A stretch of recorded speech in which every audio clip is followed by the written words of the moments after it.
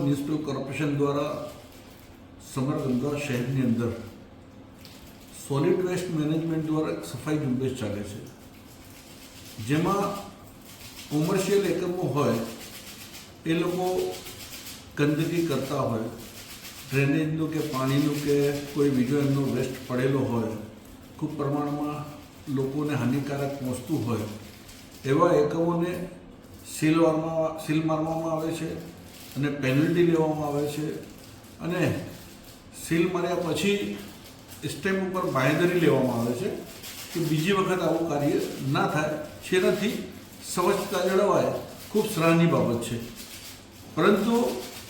કોર્પોરેશનની અંદર અમુક અધિકારીઓ પોતાના હિત માટે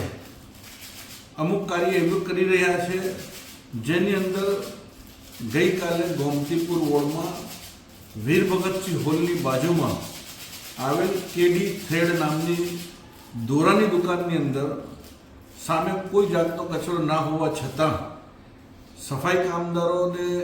SS એટલે સેનિટરી સબ ઇન્સ્પેક્ટર દ્વારા આજુબાજુનો કચરો એમની દુકાનની સામે એકઠો કરીને એમના ફોટો પાડીને નોટિસ ચોંટાડવામાં આવી અને પેનલ્ટીના નામે એને કહેવામાં આવ્યું કે ભાઈ તમે 2000 રૂપિયા ભરો તો જ સીલ ખુલશે. પરંતુ જ્યારે દુકાનદારે જોયું CCTV કેમેરામાં તો આખી વિગત સામે આવી. મને કહેવામાં આવ્યું, મારી જોડે રજૂઆત કરવા આવ્યા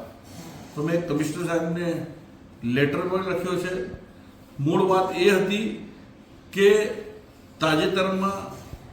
દિવાળી પ્રસંગે એમને ખૂબ ઓછા પ્રમાણમાં કંઈક પૈસા આપ્યા હશે, એ દિવાળીનો પૈસા લેવા આવ્યા હશે, પરંતુ નાનો વેપારી છે એટલે થોડા પૈસા આપ્યા એટલે કિન્નાખોરી રાખીને એની સામે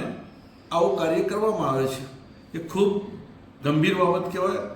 અને આવા અધિકારીઓના કારણે કોર્પોરેશન પણ બદનામ થાય છે. તો મારી આપના માધ્યમથી કમિશનર સાહેબને, મેયર સાહેબને, જવાબદાર અધિકારીઓને વિનંતી છે કે આવા અધિકારીઓ જે પણ હોય, જ્યાં પણ હોય, આખા અમદાવાદની અંદર એમની સામે શિક્ષાત્મક પગલાં લેવા જોઈએ, જેનાથી કોઈ બીજી વખત કોઈ આમ પ્રજાને ખોટી રીતથી દંડનીય ના થાય.